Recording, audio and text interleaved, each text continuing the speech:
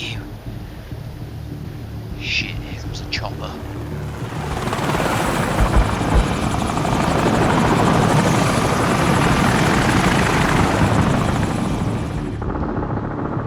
Hello.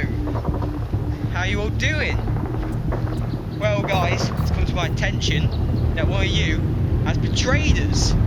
Amazing, I know. So, unless one of you admits to it, I'm gonna fucking shoot all of you pieces of